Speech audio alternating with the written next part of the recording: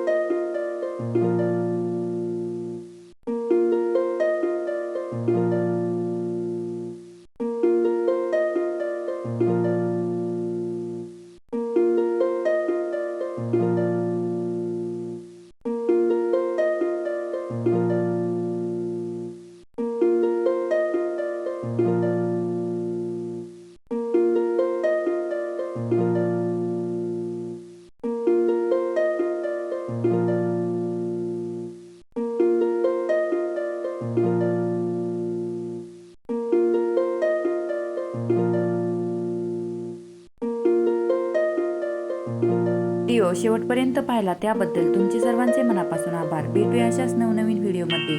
तोपर्यंत like, share, subscribe करायला विसरू नका। धन्यवाद।